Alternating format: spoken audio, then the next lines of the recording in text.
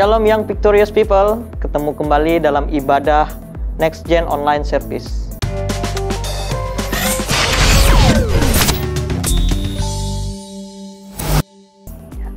Hari ini saya akan membawakan tema tentang pemuda yang menyenangkannya, atau pemuda yang menyenangkan hati Tuhan.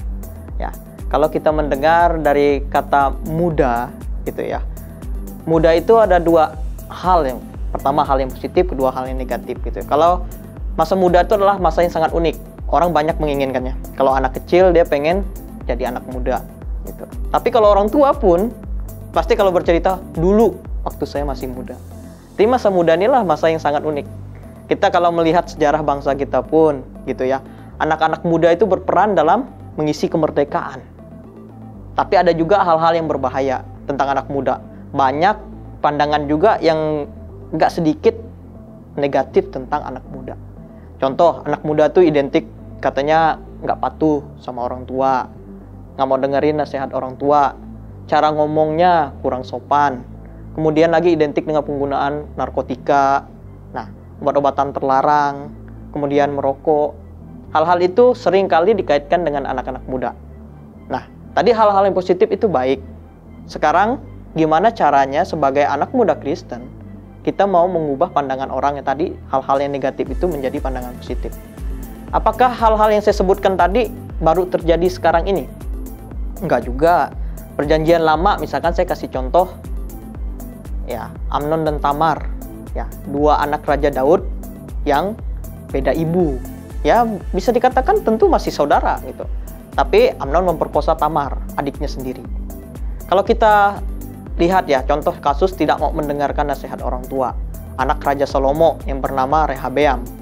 Ya, Rehabeam lebih mendengarkan nasihat sesama rekannya anak muda. Yang menyebabkan apa? Kerajaan Israel itu terpisah. Ya, ada kerajaan Yehuda dan kerajaan Israel yang berpusat di Yerusalem pada saat itu. Nah, apakah semuanya juga hal-hal yang negatif terus tentang anak muda? Enggak juga. Ya, kalau kita lihat ada contoh Yusuf, Daniel, ya bisa dibaca dalam Daniel 1 ayat 1-9. Di situ dikatakan Daniel itu adalah seorang pemuda yang punya pengetahuan yang luas. Selain dari punya pengetahuan yang luas, Daniel itu takut akan Tuhan, bijaksana, menjaga kekudusan. Dan yang pasti Daniel itu adalah orang yang kompeten untuk kerja di istana raja. Nah, hari ini saya ingin membagikan bagaimana caranya kita sebagai anak muda memiliki gaya hidup yang muda, gaul, tapi di mata Tuhan. Nah, kita langsung masuk pada poin yang pertama, yaitu popularitas karena kualitas karakter yang benar. Saya sudah sebutkan di atas bahwa anak muda tadi beberapa contoh. Nah, kalau bicara tentang anak muda, sekarang ini orang rajin pasang status. Pokoknya serba ingin viral lah.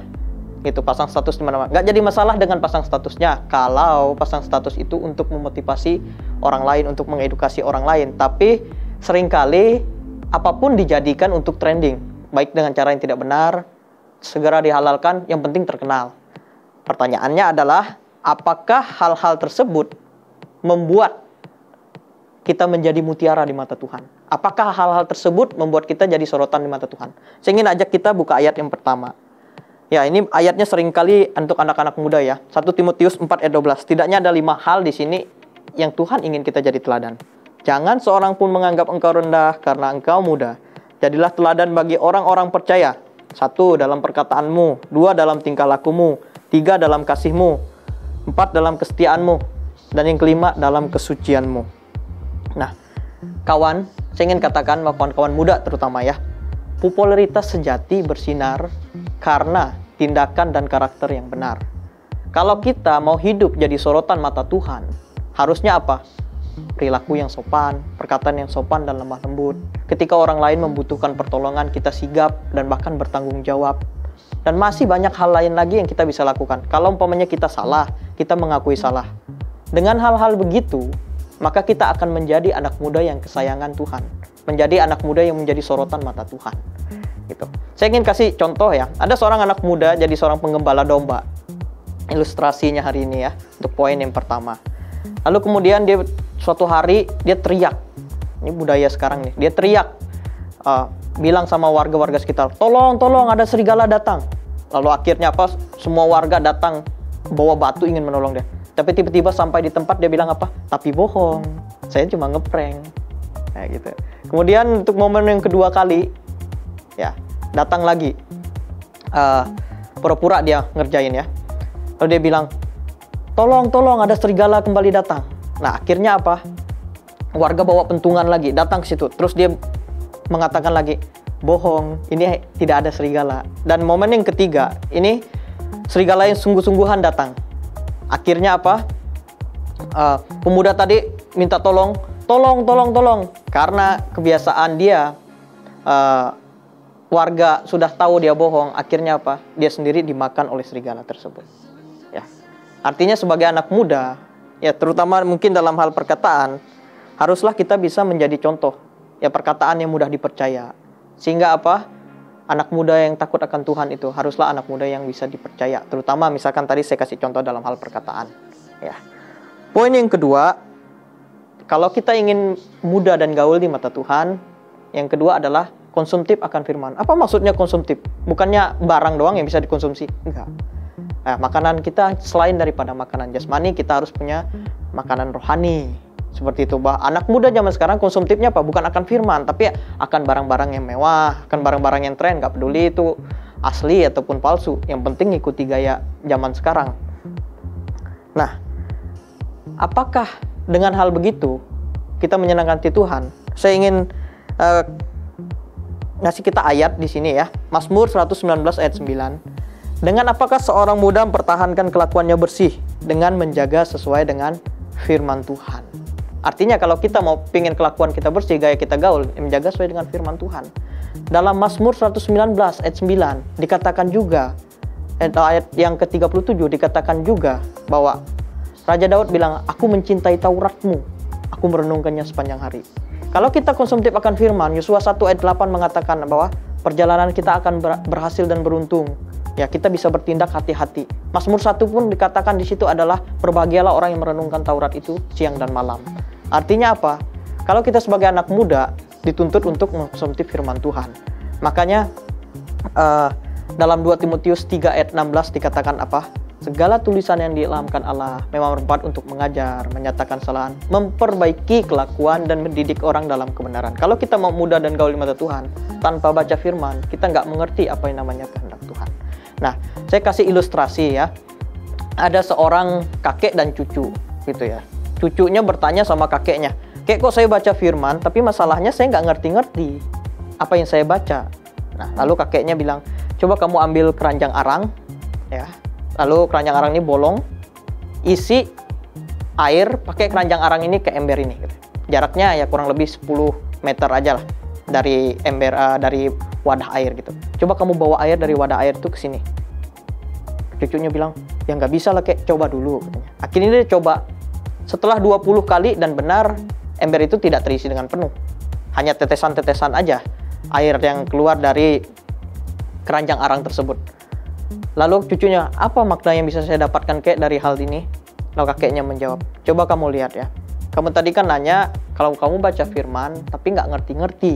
Gitu. Coba kamu lihat ya. Keranjang arang tadi, memang nggak bisa untuk ngisi air ini penuh, karena bolong. Tapi coba kamu lihat. Keranjang arangnya tadi semakin putih, bersih dibandingkan awal. Jadi ketika kamu baca firman, lalu kamu belum mengerti, teruslah baca. Karena apa? Karena itu akan menyebabkan perilaku hidupmu berubah secara nggak langsung. Mungkin hari ini kamu baca Kejadian sampai Wahyu belum mengerti, ulangi. Pasti suatu saat kamu akan menemukannya. Dan nggak hanya itu, kamu bisa belajar dari buku-buku rohani yang lain, kemudian dari mendengarkan firman Tuhan dari hamba-hambanya. Nah, kamu akan memahami kebenaran firman Tuhan. Intinya jangan pernah berhenti untuk mempelajari firman Tuhan karena banyak sekali manfaatnya. Poin yang ketiga, yaitu katakan tidak pada pergaulan bebas. Ya. Tadi kita udah belajar firman harusnya dilakukan. Seperti kitab Yakobus mengatakan bahwa hendaklah kamu menjadi pelaku firman dan bukan hanya pendengar saja. Sebab jika tidak demikian kamu menipu dirimu sendiri. Artinya bahwa kalau kita udah belajar firman, tapi lingkungan kita sehari-hari, kita kan paling untuk baca firman berapa jam sih? Ada yang di sini misalkan 2 jam sehari anak muda. Kalau anak muda 2 jam aja sehari baca firman, saya yakin Anda akan jadi anak muda yang luar biasa. Yakin itu. Nah, Tapi kalau kita udah baca firman, sedangkan kita bekerja misalkan atau lingkungan kita bergaul itu 10 jam dalam sehari. Artinya input yang lebih banyak, sesuatu yang kita dengar lebih banyak itu dari pergaulan selama 10 jam. Nah, kalau begitu, apakah itu kan menjamin firman yang kita baca itu akan terus bertumbuh dalam hati kita? Oleh karena itu, kalau kita sudah baca firman, kita perhatikan lingkungan kita apakah sudah baik atau belum. Terus kita katakan teman kita baik. Teman yang baik itu apakah mengajak kita untuk kecanduan narkoba, merokok, dan obat-obatan atau tidak. Kemudian kalau kita punya pacar misalkan, apakah pacar kita itu mengajak untuk membohongi orang tua dan mengancam meninggalkan kita kalau nggak mau melakukan yang dia minta. Sehatkah hal itu? Artinya apa? Kalau kita dah belajar betul-betul firman Tuhan, harusnya kita mau menghindari yang namanya pergaulan bebas. Bukan nggak boleh bergaul. Bergaul boleh. Karena apa? Fungsi kita garam dan terang. Firman Tuhan katakan kalau sinar atau cahaya diletakkan di bawah gantang atau diletakkan di bawah, dia nggak kelihatan. Justru harus diletakkan di atas kaki Dian. Itu artinya kita boleh bergaul tapi lihat lingkungan. Firman Tuhan katakan janganlah sesat, pergaulan yang buruk merusak kebiasaan yang baik. Kitab Amsal pun menasihati kita, siapa bergaul dengan orang bijak akan menjadi bijak, tapi siapa bergaul dengan orang bebal akan menjadi malang. Nah,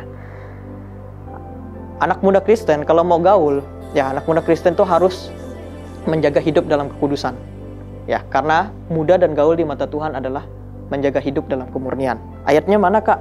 Oke, kita bacain ya. Sebab itu jauhilah nafsu orang muda, kejarlah keadilan, kesetiaan, dan damai bersama-sama dengan mereka yang berseru pada Tuhan dengan hati yang murni. 2 Timotius 2 ayat 22. Jadi pesan saya yang terakhir, ya saya ingatkan lagi 3 poin. Popularitas karena kualitas karakter yang benar. Kemudian yang kedua, konsumtif akan firman Tuhan. Kemudian yang ketiga, katakan tidak pada pergaulan bebas. Dan memang masih banyak tips yang lain. Tapi kalau Anda yang bisa melakukan 3 hal ini aja, Anda akan jadi anak muda yang menjadi kesayangan Tuhan, yang menyenangkan hati Tuhan. Quote saya yang terakhir, anak muda Kristen haruslah penuh inspirasi. Bukan berarti nggak boleh mengikuti tren masa kini. Tapi hidupnya haruslah sesuai dengan prinsip kitab suci. Tuhan Yesus memberkati. Mari kita bersatu dalam doa. Bapa yang baik, Bapa di surga, terima kasih kalau hari ini kami masih boleh belajar kebenaran firman-Mu yang menguatkan kami. Ampuni kami sebagai rekan-rekan muda yang belum taat sepenuhnya kepada firman-Mu, yang belum taat sepenuhnya kepada orang tua kami, yang masih melakukan berbagai macam pelanggaran, Bapa. Biarlah kiranya kami diinsapkan, Bapa, dan kembali kepada jalan yang benar sesuai dengan kitab suci, Bapa. Bahwa banyak contoh anak-anak muda yang kami baca dalam kitab, mereka bisa mengikuti kebenaran firman-Mu. Dan kami rindu, Bapa, generasi sekarang ini pun mau melakukan kebenaran firman Tuhan, Bapa, sehingga bangsa kami, gereja kami, selalu dipenuhi dengan anak-anak muda yang takut akan Engkau, Bapa, anak-anak muda yang luar biasa, Bapa. Kau berkati juga, Bapa, buat gereja ini, Pastor Abraham Kondrat Supit beserta jajarannya. Biarlah semua segala visi yang mereka kerjakan hanya semata-mata untuk hormat dan kemuliaan nama-Mu, Bapa.